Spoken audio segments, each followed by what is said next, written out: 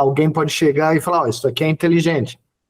Só que, na realidade, até hoje, e eu acredito que dentro da lógica digital isso nunca vai sair do que nós temos hoje, a inteligência humana é impossível de ser replicada num sistema digital. Nos últimos dias, assim, eu tive uma conversa com uma pessoa sobre justamente isso da consciência, né? A gente começou a ler sobre ali questões de filósofos e tudo mais, esse debate do que é a consciência, né? Então, puxando disso que você falou, né, realmente o que se sabe hoje em dia, né, sobre o que é a consciência, o que é a inteligência e como isso tem enganado as pessoas, digamos assim, com relação à inteligência artificial? Na realidade, você não tem um consenso, não tem uma teoria que todo mundo aceita. Aliás, esse debate sobre consciência é algo que vem desde Platão, né, desde do início da filosofia grega, e provavelmente antes dela, sem que haja nenhuma solução aceitável, né? Se você puser 10 neurocientistas numa sala, é capaz de você ter 11 definições de consciência, por alguém vai mudar de opinião no meio do caminho, depois de ouvir as outras ideias, entendeu? Então, por isso que eu digo, é uma falácia muito grande, essas grandes startups americanas, e eu conheço, né, o Barato há 4 décadas, né? E estou escrevendo um livro sobre a história da inteligência artificial e por que eu acredito que essa ideia é uma grande furada, é uma grande enganação. Se você for conversar com esses CEOs ou até os Chief Scientific Officers, eles sabem que eles não estão lidando com inteligência, mas eles querem vender uma miragem, né? Porque eles vivem da miragem.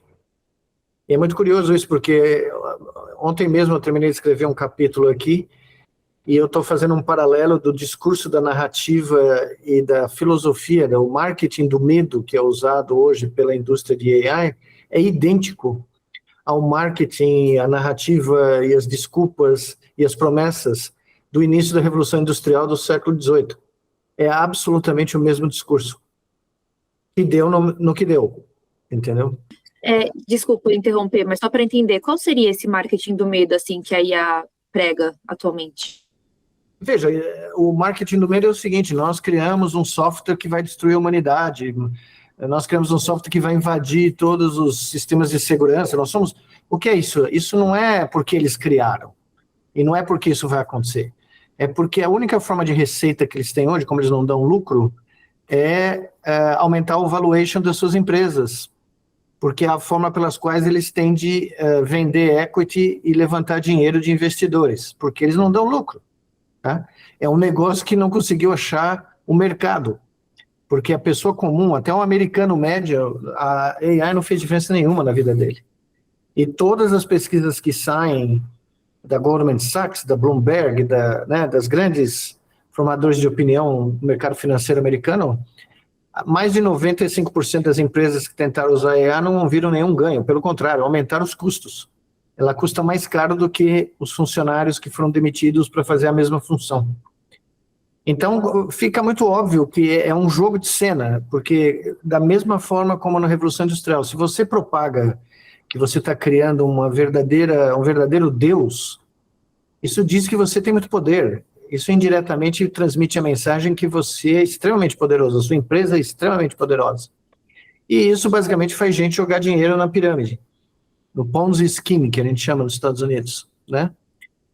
Então, o marketing do medo, esse é o primeiro. O segundo é a fantasia de prometer que a era da fartura, a era da abundância, todos nós vamos precisar trabalhar, o trabalho vai acabar. É a mesma coisa que era prometida quando o motor a vapor foi introduzido nas fábricas de tecelagem na Inglaterra e nas minas da Inglaterra. E o que se viu foram mulheres e crianças trabalhando 16 horas por dia, 7 dias por semana, tendo 1 hora para jantar, porque o almoço nem existia. E a pior qualidade de vida, longevidade das pessoas que trabalhavam nas tecelagens, nas minas de Londres, era 20 anos mais baixa do que a pessoa que trabalhava em outras coisas na Inglaterra. E as crianças morriam de tuberculose, raquitismo, né? Então, a tal era da fartura nunca chegou.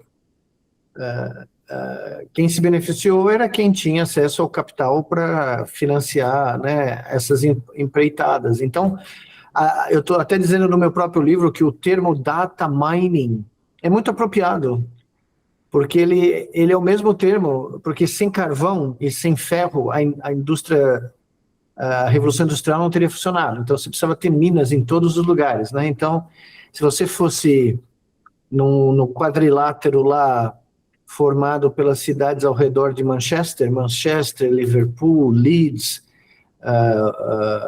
se você fosse nessa região, o quadrilátero do carvão, das minas de carvão, você ia ver que a cidade inteira era coberta em poeira de carvão. E as pessoas respiravam isso e morriam muito cedo por causa de problemas pulmonares, a ponto de... Tem até uma paródia interessante, até as borboletas de Manchester eram cobertas de carvão. Então, quando elas pousavam e ficavam paradas na parede, quando elas saíam, você via um negativo da borboleta, porque ao longo do dia a poeira de carvão fazia um contorno da borboleta numa parede, por exemplo, né? E isso foi retratado na literatura, no teatro da época, né? Então, o data mining tem um nome apropriado da exploração da privacidade, da nossa propriedade intelectual, e leva você a concluir que não mudou muita coisa do começo do século XVIII até os dias de hoje, em termos de como você vende uma nova tecnologia, e não necessariamente beneficia boa parte da humanidade. A vasta maioria da humanidade não está nem aí. Se você remover a AI ou a inteligência artificial da vida cotidiana, simplesmente que nem os bets, proibir, a vasta maioria da população não vai sentir diferença nenhuma na sua vida, né? Então é o que eu chamo eu não sou o primeiro a dizer isso, o grande pensador, o grande escritor americano Lewis Mumford, que criou a expressão nos anos 30 do século passado, né? Ele chamava isso do culto à máquina, que no final da vida dele ele transformou no culto à tecnologia, porque ele falou que a tecnologia vai além da máquina, né? E ele faleceu no início da era digital, bem no começo, então ele não tinha noção do que ia acontecer, mas ele já tinha pensado o que a computação ia fazer para a vida humana, de uma maneira extremamente visionária, né? Eu leio os livros dele e penso que eu estou lendo o jornal de hoje, é impressionante. E ele tem uma obra muito abrangente e que não foi muito lida na época que ele publicou, né? Ele ficou muito famoso depois, muito famoso. Mas os paralelos são absurdos, a coincidência é enorme, né? E não é coincidência, evidentemente, né? Sim, perfeito. Tem até o Elon Musk da Revolução Industrial, que era o cara que arrotava, que tinha inventado um monte de coisa, e o Lewis Mumford tem uma frase sensacional no livro dele que diz o seguinte: Mr. Acturight nunca cometeu o crime de ter uma ideia inovadora. Ele sempre comprava de alguém. Então, até isso nós tínhamos de similaridade, né? Sim. E Nicoleles, você comentou desses estudos sobre esse impacto mínimo, né, no fim das contas, da IA nos trabalhos, nas empresas, na vida das pessoas, mas isso são estudos, enfim, que você comentou dos Estados Unidos. Você sente que no Brasil essa visão já se deu realmente ali no pé das empresas? Já entenderam que a IA não é tudo isso? Ou ainda, não sei se talvez por uma síndrome ali do vira-lata, ainda está todo mundo meio deslumbrado? Eu estou há 40 anos nos Estados Unidos e leva 5 a 10 anos para ideias que surgem e são desmistificadas em meses ou em semanas nos Estados Unidos para desaparecerem daqui. É inacreditável como leva tempo para as pessoas caírem em si, que esse marketing, essa propaganda, né? Ela não, por exemplo, os data centers. Os data centers dos Estados Unidos são hoje, por incrível que pareça, uma das poucas coisas que estão unindo as comunidades, as cidades, a população contra eles, né? É um dos tópicos mais importantes dessa campanha eleitoral, porque vai ter eleições agora para o Congresso nos Estados Unidos, né? E é um dos tópicos que mais unificou, não interessa de que lado do espectro político você está, as cidades, as comunidades estão se reunindo para bloquear data centers pelo dano ambiental, a poluição sonora, a destruição do solo. Para você ter uma ideia, está impactando o agronegócio americano. no Texas, porque elas estão invadindo esses grandes data centers, a área rural, e não só a terra está sendo comprada, né, em vez de você plantar, para você montar um data center, mas os animais, o gado leiteiro, as galinhas, estão deixando de botar ovo ou gerar leite por causa da poluição sonora contínua, o zumbido contínuo dos data centers está deixando os bichos neuróticos. E eles estão deixando de produzir, né, o que o agronegócio precisa que eles produzam. E as pessoas nas zonas urbanas que moram ao redor dos data centers estão começando a ter toda sorte de problemas de saúde mental, depressão, insônia, ansiedade, porque não conseguem mais dormir com o barulho, né? Então, e o que está acontecendo? Só o investimento em CAPEX nos data centers atuais das maiores empresas americanas ultrapassou $1,5 trilhão. É mais da metade de um PIB brasileiro. E no primeiro semestre desse ano, um número enorme desses projetos teve que ser cancelado por oposição das comunidades locais. Ou seja, a bolha da IA está prestes a explodir, porque você não lucra, você não gera lucro. Você tem que financiar suas atividades com empréstimos, com bonds de dívida. A Google inovou recentemente criando um bond de 100 anos. Ou seja, ela emprestou dinheiro para pagar em 100 anos. Por quê? Porque eles estão investindo centenas de bilhões de dólares sem ter um retorno. Então, ou você tem investimentos privados, venture capital ou qualquer outra coisa, ou você vende dívida, ou você aumenta o seu valuation para conseguir arrecadar dinheiro. Tá? Mas isso certamente não chegou aqui no Brasil, ainda não. Chegou em outros países do mundo, evidentemente já chegou há muito tempo, e chegou na China, onde a China percebeu que o uso desses programas, desses sistemas, não passa de automação estatística de processos e que pode ser usado para o benefício da população, mas não para a especulação financeira. Então, não é à toa que a China está sendo pioneira no open source dos sistemas de inteligência artificial. Você não paga para usar o Kimi ou o DeepSeek lá, o R da DeepSeek, você não paga. E as empresas americanas estão cobrando $200 por mês. Então, as pessoas estão deixando de pagar o ChatGPT, o Claude, porque agora eles podem usar um programa tão bom quanto e de graça. Então, se qualquer coisa, a fonte de renda dessas OpenAI, Anthropic, está indo para o vinagre, né? Mas as empresas aqui no Brasil, pelo menos as com quem eu conversei recentemente, ainda não se deram conta que você vai gastar muito mais dinheiro pagando por token do que você paga para funcionários fazerem o serviço. Só que, enquanto isso, certas indústrias estão desaparecendo. O trabalho humano, o jornalismo é um deles. Artes gráficas, ilustrações, né, produção de audiovisual, são áreas que estão sendo obliteradas, né? E agora, o mais divertido, eu fiz até uma postagem hoje, que a OpenAI agora é 1 por dia dos altos executivos que pedem demissão, né? Hoje foi a moça que era a chefe de vendas da OpenAI. Agora, quando a sua empresa, o Chief Officer de vendas, sales, pede dimensão com menos de 1 ano de casa, a coisa não está boa, né? Tem algo acontecendo seriamente lá. Então, eu fiz um post irônico dizendo, bom, pelo visto, o único tipo de emprego que a AI vai eliminar é o emprego dos executivos das empresas de AI, né? Porque a OpenAI está perdendo 1 por dia na última semana. Então, é como a crise do dot-com do começo do século e da crise imobiliária de 2007, né? Só para deixar um número com você, a dívida americana pública, se fala muito no Brasil da dívida brasileira, né? Pública. A dívida americana ultrapassou 100% do GDP, é por volta de $40 trilhões. O GDP americano está abaixo, é 38, alguma coisa assim. O mercado de ações, que é um cassino hoje em dia, vale 80 trilhões, o dobro da dívida pública. Só que 50% do mercado de ações de Nova York são empresas de tecnologia, de AI e outras coisas digitais. 50%, ou seja, $40 trilhões. Se essa bolha explode, vai ser a maior crise jamais vista da história da economia americana. muito maior que 29, muito maior que 2007, muito maior que a crise dot-com do começo do século XXI, porque não dá para você imprimir, né, 40 trilhões de dólares para salvar esse povo, né? E basicamente ninguém se deu conta aqui ainda do tamanho dessa encrenca, né?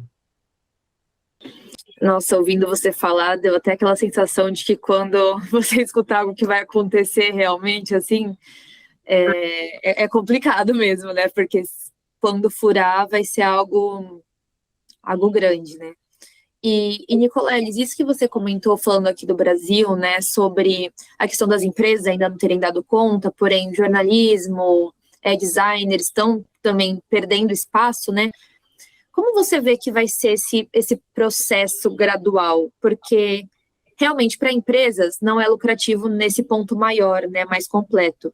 Porém, ali para a pessoa que está fazendo um designer, um post de Instagram, esses funcionários são substituídos na prática, né? Então, como você acha que vai ser esse processo, assim, realmente deve acabar com algumas áreas? Ou, enfim, como você acha que vai ser essa linha do tempo com relação a isso aqui no Brasil? A outra parte da equação que ninguém fala no Brasil, mas que é um tópico gigantesco nos Estados Unidos hoje em dia, é o quanto o uso crônico desses sistemas de inteligência artificial afeta a mente humana, afeta as capacidades cognitivas naturais do ser humano, criatividade, espontaneidade, a própria atenção, né? Ou seja, isso já é debatido há muitos anos por causa da introdução de computadores na sala de aula, que os países mais avançados, com os sistemas educacionais mais avançados, que são os da Escandinávia, né? A Suécia, a Finlândia, estão indo na direção oposta, eles estão removendo computadores da sala de aula até o final do ensino médio, porque eles notaram exatamente o que eu falei para você. Eles estudaram durante 30 anos, porque eles foram os primeiros a introduzir computadores na década de 90, né? A Finlândia, por exemplo. A Suécia demorou um pouquinho, mas ela acabou de terminar o ano passado um estudo nacional de 30 anos, que chegou à mesma conclusão do governo da Finlândia, tá? As crianças finlandesas estavam perdendo vocabulário, tendo dificuldade para construir textos, né? Entender textos e escrever textos, tá? E estavam com o raciocínio abstrato absolutamente comprometido, matemático, lógico, né? E não estavam conseguindo se distinguir no mercado de trabalho desses países, por exemplo, arquitetura. Não estavam conseguindo se distinguir pela perda da criatividade. A criatividade de criar projetos inovadores, projetos que, né, não eram os projetos que já tinham sido feitos no passado. Eu sempre falo, a inteligência artificial não é nada mais do que construir um futuro sem futuro, porque ela é baseada no que já aconteceu. Então, é a mesma coisa que você, como existem programas hoje, né, que eu até participei de um simpósio só sobre isso na Europa, onde se debateu esses programas que criam pinturas, por exemplo, a lá Van Gogh, né? Pegam todos os quadros do Van Gogh, estudam a estatística das cores, dos pixels, o que ele fazia em termos de, né, cores contrastantes ou cores que, enfim, usa um método estatístico e começa a produzir quadros que você olha e fala, pô, foi o Van Gogh que pintou. Mas não foi. É claro que não. Foi um sistema automático que reproduziu a estatística do estilo Van Gogh.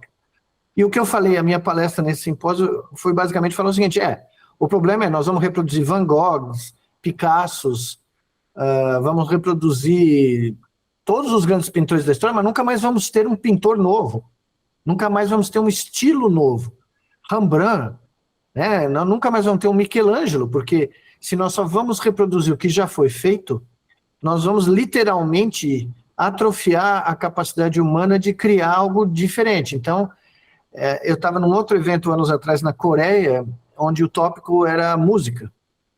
E o cara me mostrou um programa feito na Espanha sobre sinfonias de Mozart. Então, você ouvia a música com computador, isso antes do Spotify, antes de tudo isso. E a música soava como Mozart. Se você conhece Mozart, você fala, pô, eu não estou identificando que peça musical é, mas ela soa muito parecida com tudo que eu já ouvi na minha vida do Mozart.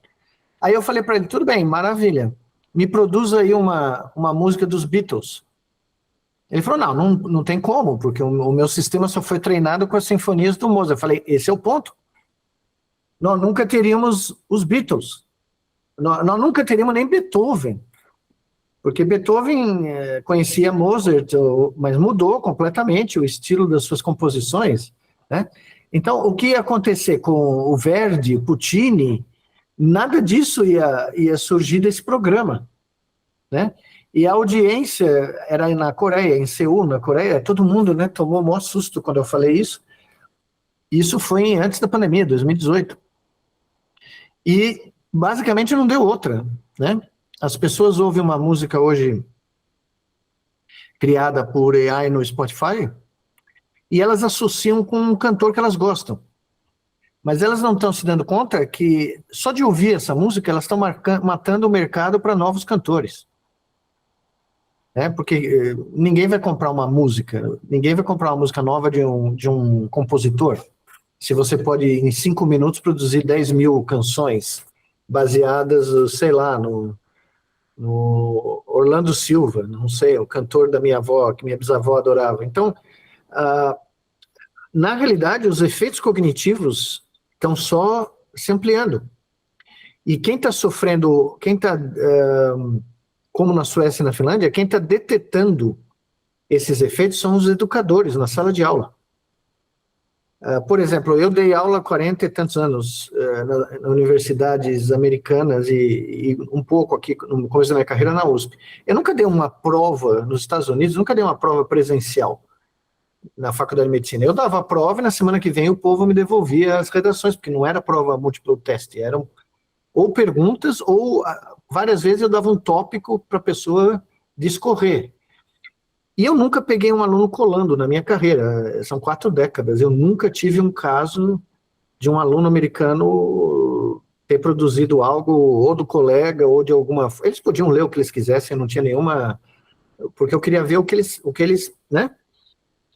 E as perguntas sempre eram inusitadas, né? Porque eu lembrava sempre do meu professor de fisiologia aqui que nunca deu uma prova onde você tinha a resposta em qualquer livro. Um dia ele chega para nós e deu a seguinte prova. A prova era isso: por que se sua menos no inverno? Você não ia achar isso em livro nenhum, né? Você tinha que parar e pensar. Por que será que a gente sua menos? Aí você ia pensar no metabolismo, você ia pensar na fisiologia, sistema cardiovascular, contração dos vasos periféricos, enfim. Você tinha que raciocinar. E eu sempre fiz provas assim. Pois bem, hoje em dia as universidades americanas estão pensando seriamente em abolir provas não presenciais e voltar ao sistema de provas totalmente presenciais, sem telefone, sem nada na sala de aula, porque os professores estão recebendo provas que são literalmente idênticas. Os meninos e meninas vão no chat GPT e, né, pegam a resposta e a resposta sai idêntica e eles acham que o professor não vai reconhecer que recebeu 45 provas idênticas ou muito parecidas, né? E o que está acontecendo? Se você não escreve, eu digo, não é digitar não, tá? Se você não escreve com a sua mão, isso aí tem vários estudos aparecendo.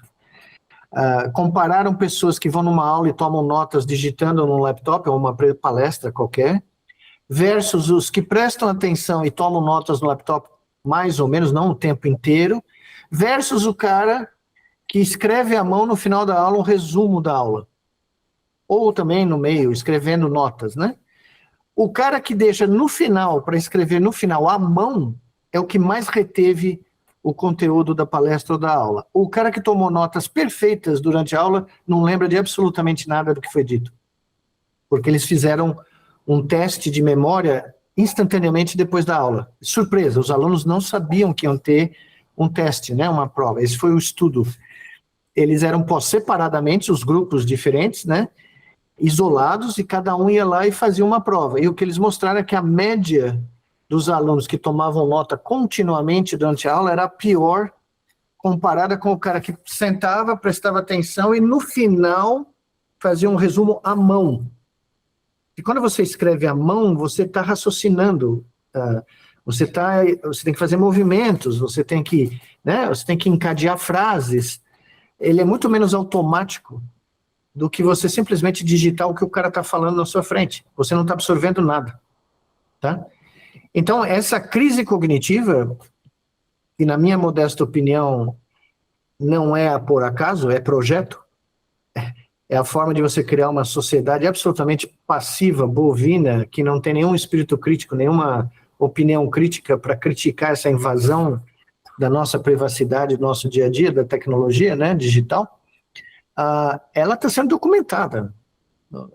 Os neurocientistas, os médicos, psicólogos, educadores estão documentando na literatura. É só você fazer uma busca que você encontra um caminhão de papers. E o pior é que agora, como a gente tem métodos para medir atividade cerebral não invasivamente, né? Você pode pôr uma touquinha de EEG, que é que nem uma touca de natação, enquanto o aluno está fazendo uma prova qualquer. Tem estudo já mostrando que o uso do ChatGPT reduz numa porcentagem altíssima a ativação cortical e a troca de informação entre diferentes áreas do cérebro. Você literalmente colapsa o processo natural de raciocínio. Tá? E isso foi documentado, tá? Estudos do MIT, não é de alguém que é anti-tecnologia, é da Escola de Educação do MIT. Então, um deles, né? Tem vários agora. Então, esse é o nosso drama. A gente como que eu digo? A gente se enfeitiça muito fácil pela tecnologia, né? Isso já acontecia nos anos 60, quando um grande cientista do MIT, o Joseph Weizenbaum, criou o que eu chamo da avó da Alicia, né? Aqui no Brasil eu acho que é Alexia, né? Ainda é Alexia aqui, né? O chat. É, Alexia. Nos anos 60, esse cara criou uma coisa chamada idêntico, né? Elisa era o nome. E você ia lá, e era um programa ridículo, um programa super simples, porque, né, nos computadores eram super...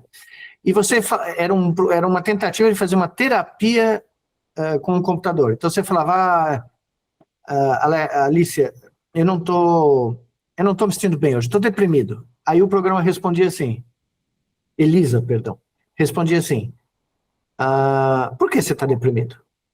Eu estou muito triste, briguei com meu pai, briguei com a minha mãe. Mas por que você brigou com seu pai? Você vê, ele não dava nenhum tipo de resposta, ele só devolvia perguntas e ele usava as palavras que você usava, digitava e recompunha uma sentença. De uma forma muito ridícula, tá? Bom, o Weizenbaum decidiu parar o projeto porque ele viu que os alunos dele e a secretária dele, que sabiam que era um programa de computador, sabiam que ele tinha escrito o programa, começaram a ter relacionamentos com o programa, com a Elisa. A ponto da secretária dele um dia chegar para ele e falar, olha, por favor, se você puder chegar mais tarde de manhã no escritório, porque das 9 às 10 eu tenho a minha consulta com ela, e é privado, eu só posso contar isso para ela, o que eu estou falando. Aí ele se deu conta que as pessoas estavam antropoformizando a Elisa, né? Estavam transformando ela numa pessoa. E estavam dizendo, não, mas ela é a única que me ouve, ninguém me ouve, ela é a única que me dá soluções para os meus problemas. Aí ele imprimiu os diálogos e mostrava, olha, não tem resposta nenhuma. Ela não deu caminho nenhum para você. Ok. É porque nos anos 60, evidentemente, as pessoas, e mais do que nunca hoje nos Estados Unidos, né, as pessoas não tinham com quem falar. Elas não tinham quem ouvisse, quem ficasse uma hora ouvindo, né, os problemas pessoais, tal. Então as pessoas começaram a transferir essa conexão humana para um pedaço de software. De ver como uma pessoa mesmo ali que está te escutando, né? Isso que você comentou dos anos 60, que não tinham com quem falar. Hoje em dia é o outro extremo, né? Dessa hiperconectividade das pessoas, todo mundo ali na sua bolha, também se veem sozinhas, né? Então você vê que essas inteligências artificiais deram esse boom aqui, pelo menos vai falando do Brasil, por verem mais como esse amigo que escuta do que como uma ferramenta ágil. Tem uma diferença entre os países com relação a isso? Então, tem um livro muito famoso que foi publicado 10 anos atrás por uma ex-pesquisadora do Media Lab do MIT, Cheryl Tuckle. O título do livro, você vê, é de uma música da Carly Simon, chamada Alone Together. E a história do livro inteiro, ela entrevistou centenas de jovens, adolescentes, isso, olha, antes da inteligência artificial, tá? Só da internet. só do começo das redes sociais, tá? 10 anos atrás, aproximadamente. Ela entrevistou, e aí ela decidiu sair do Media Lab, ela decidiu abandonar a defesa de uso de computadores na escola para crianças. Imagina, ela trabalhava no centro que propôs que toda criança... Aliás, eu tive um debate com o diretor desse centro, foi uma catástrofe. Ele não ficou muito feliz. Lá na Suíça, em Davos, me convidaram para participar de uma mesa lá, e esse cara era o cara que propunha um computador para toda criança na escola, né? E aí eu falei, irmão, qual é a prova que melhora? Cadê os dados? Né, você está falando que, né? Não, imagine, isso é conhecimento comum, todo mundo sabe. E a Sheryl Tucker, eu trabalhava com esse cara, tá? E o que foi a conclusão dela? Ela entrevistou centenas de jovens, em diferentes, todas classes sociais, econômicas, o trabalho foi brilhante. E a conclusão é que o aumento da ansiedade, aumento da depressão, aumento da perda das capacidades de interação social desses jovens estava acontecendo porque eles só tinham uma vida virtual. Eles não estavam desenvolvendo o que todos nós, né, pelo menos a minha geração com certeza, né, você jogava bola na rua, você passava quase que o dia inteiro na escola, porque a escola era meio período, mas você ficava jogando bola no campo da escola, você ficava com seus amigos depois, ou mesmo ia para casa, fazia lição correndo e ia brincar na rua, né? Mas o que ela descobriu é que essas crianças estavam vivendo em ilhas virtuais. E o índice de doenças mentais, suicídio, toda sorte de distúrbios psicológicos e psiquiátricos começaram a aumentar nessas comunidades. E ela registrou isso no livro. E imagine como foi a vida dela, né? Porque ex-colegas dela começaram a cair em cima dela. E o livro é um sucesso, o livro se provou absolutamente verdadeiro, e ela, curiosamente, a última vez que eu vi uma reportagem com ela, ela mudou 180 graus, ela virou uma ativista contra, né? E, curiosamente, o projeto lá do chefe dela à época, Negroponte era o nome do cara, faliu, desapareceu. Porque começou a se ver, né, principalmente na Escandinávia, que o efeito era deletério. As crianças saíam da escola sem saber aritmética, né? E como eu falei, nos Estados Unidos, um estudo mostrou que nos alunos do high school, que aqui é o ensino médio equivalente, dos anos 50 até recentemente, acho que 3 ou 4 anos atrás, houve uma perda de 30% do vocabulário dos adolescentes americanos. 1/3. Ou seja, até a linguagem nossa está contraindo. E você deve notar, né, como o Twitter criou, antigamente, hoje não, mas tinha criado um limite de 128 caracteres, né, para as postagens, os adolescentes começaram a criar dialetos. Então, please, né, não é mais o please, é o PL. S, por exemplo, ou by the way, BTW, começaram a contrair, que é o caminho oposto que a humanidade fez para construir as suas linguagens. É como se a gente estivesse andando de costa para trás, entendeu? Voltando para os dialetos originais, né? E nos Estados Unidos é o lugar onde você tem a confirmação mais estatística clara disso daí, né? E outra coisa, eu não acredito nesses testes, não dou o menor valor para eles, mas os americanos são fanáticos por teste de IQ, né? IQ, perdão, o coeficiente de inteligência, né? Que já foi desmascarado dezenas de vezes por toda a sorte de gente. Mas, enfim, como eles medem sistematicamente isso desde o começo dos anos 20, nas escolas americanas, é a primeira geração que foi medida em que foi mostrada uma queda nos coeficientes médios americanos. Claro que isso mede só uma fração ínfima de habilidades intelectuais. Não dá para você dizer que um cara que tem 160 é um gênio versus... eles adoram fazer isso, mas não existe, né? Os grandes biólogos, neurobiólogos que estudaram isso a fundo mostraram que não dá para você aceitar essa norma. Mas, enfim, é uma mensuração que é usada há 100 anos, mais de 100 anos, e que mostra um declínio, né?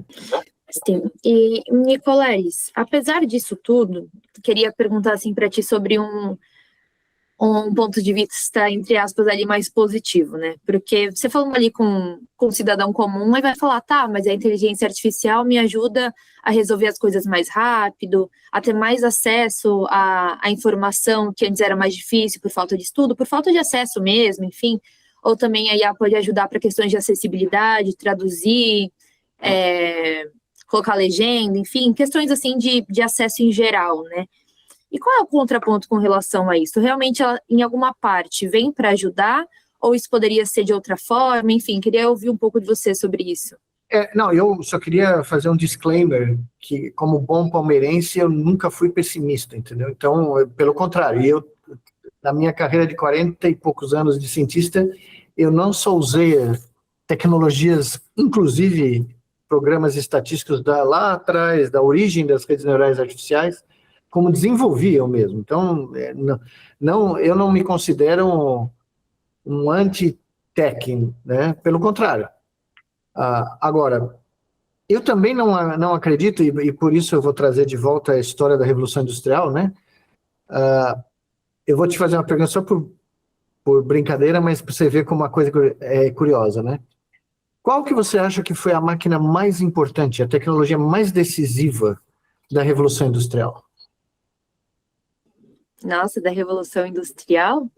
Então, a maioria eu falaria a vapor, Isso, a maioria das pessoas fala o motor a vapor, ou o uso do vapor para trabalho mecânico, certo? A máquina mais efetiva da Revolução Industrial foi o relógio, que foi introduzido mecanicamente 3 séculos antes, no século XIV. Por quê? Porque antes de automatizar, ou antes de criar máquinas que automatizam uma empresa, uma fábrica, ou, como a gente falou aqui, a máquina a vapor, que permite novos ganhos, né, de produtividade, era preciso automatizar a mente humana. Era preciso fazer com que o homem criasse uma commodity chamado tempo. Porque no momento que você divide o dia na hora de trabalhar, hora de almoçar, hora de dormir, hora de acordar, hora de pegar a condução, hora de trabalhar, você começa a criar na mente humana um business plan de automação. Porque sem isso, os poucos, né, os trabalhadores que sobreviviam às minas ou às fábricas, não aceitariam a robotização, a automação dos sistemas de produção. Então, até o conceito de tempo e espaço também, né? Porque você passar 12, 16 horas com um monte de gente num lugar fechado, e lembre-se, essas fábricas até muito depois não tinham janelas, não tinham respiradouros, então se uma pessoa pegava uma doença respiratória, a fábrica inteira pegava, né? Por isso que a mortalidade era tão alta. Então, na realidade, quando a gente fala, a sua própria pergunta, a gente sempre, para justificar o lado, digamos, positivo, a gente fala de produtividade, a gente fala de ganho de tempo, ou a equação mais ampla, ganho monetário, ou seja, aumento do lucro. Seja o que for, de você ser um jornalista, ser um artista, ser um pintor, um cientista, não interessa. Porque essa é a métrica de sucesso que foi introduzida na vida humana. E é muito recente isso. Tá? Isso é uma questão de poucos séculos que a mente humana foi condicionada que essa é a métrica de sucesso. Então, quando uma pessoa, se você me pusesse, eu não sou psiquiatra nem analista, tá? Mas se pusesse a pessoa que você mentalizou na sua pergunta, eu ganho tempo escrevendo o resumo de um paper, vamos supor, de um trabalho. E eu responderia, vale a pena você ganhar esse tempo quando daqui a 6 meses você se der conta que a sua memória está definhando e que você nunca mais vai conseguir armazenar na sua mente o que você acabou de ler? Porque essa é a equação. Esse é o balanço, entendeu? Eu sempre conto essa história. Eu estava escrevendo um trabalho recentemente, tinha um monte de papers na minha mesa, porque eu leio ainda, marco com caneta, né? Tenho provas factuais que eu sou analógico nessa parte. Aí um colega meu estava conversando comigo no Zoom, ele olhou minha mesa, porque aqui a tela, por engano, projetou na mesa. Ele falou, o que é isso aí? Não, são os trabalhos que eu imprimi, que eu estou lendo, marcando. Ele falou, não, você está maluco. Ninguém mais faz isso. Você tem que pegar o ChatGPT e fazer um resumo da literatura e a sua discussão está pronta. Você ganha vários dias. Eu falei, eu posso até ganhar vários dias, mas eu nunca vou saber realmente o que foi escrito originalmente. Eu nunca vou saber o que o pensador X falou, porque eu só vou ter um resumo. E se, curiosamente, como eu tenho, 40 anos de janela, eu hoje leio trabalhos e eu sei o trecho que foi escrito por inteligência artificial. Eu consigo identificar, eu falei com uma editora de uma revista super famosa semana passada, Nature, Neuroscience, e eu falei para eles, se vocês quiserem me empregar como revisor para detectar o que é inteligência artificial, o meu 90% eu estou acertando. Porque eu já cheguei a falar com o autor e falei, esse seu parágrafo você não escreveu, né? Fala, seja honesto. E o cara falou, como é que você sabe? Eu falei, conheço você há 30 anos, leio os seus trabalhos há 30 anos. E o cara ficou, eu não diria que ele ficou chateado, porque é um amigo, mas ele ficou envergonhado, entendeu? Porque ele percebeu que, Então, a questão é, qual é a métrica que nós devemos usar para avaliar que uma nova tecnologia realmente melhorou a nossa qualidade de vida? Ou melhorou a nossa existência? Entendeu?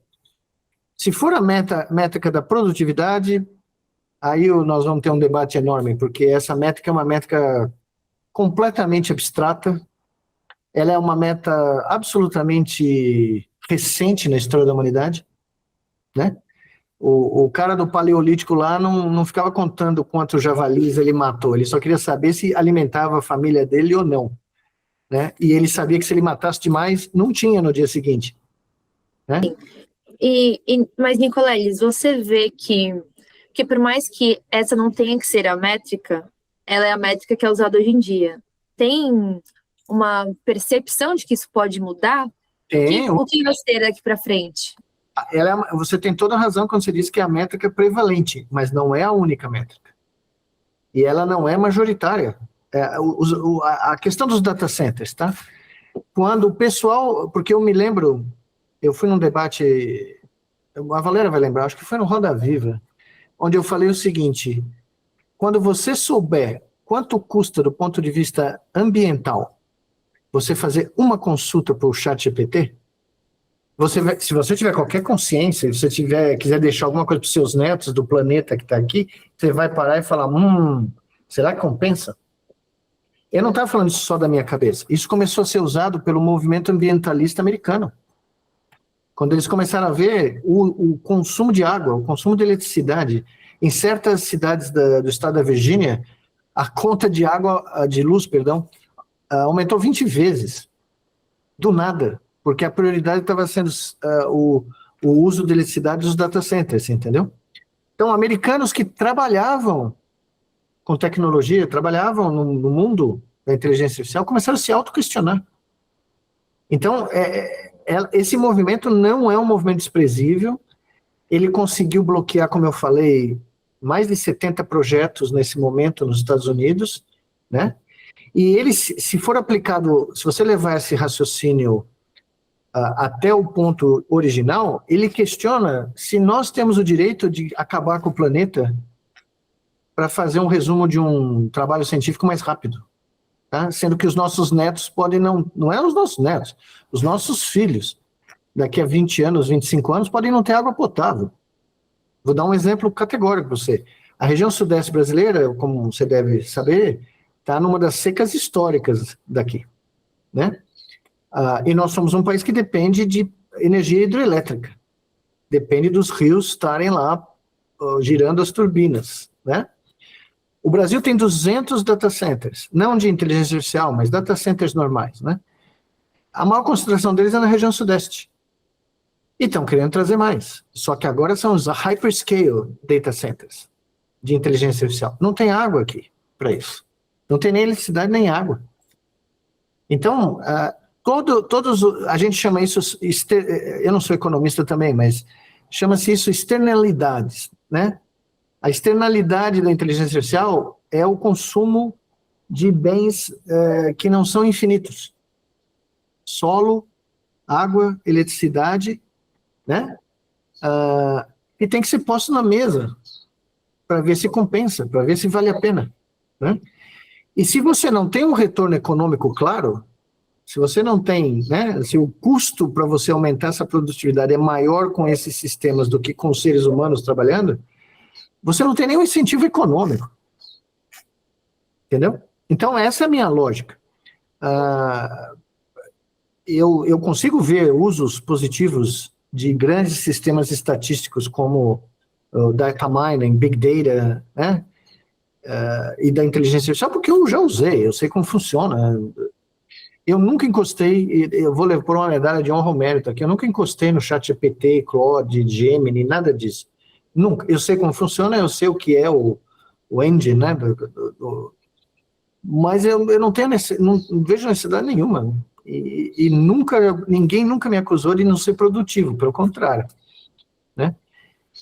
Então, a realidade é a seguinte, não é inevitável, é isso que eu queria dizer. A mensagem que eu queria dizer é que todos esses caras da OpenAI, Anthropic, Zuckerberg, todo esse povo diz que esse futuro é inevitável, que nós não temos o que fazer porque, né, a equação já está resolvida. Não é verdade. Ela não era inevitável na Revolução Industrial e ela não é inevitável agora. Aliás, menos agora, bem menos. Porque existem alternativas. Nós sabemos, né, quais são.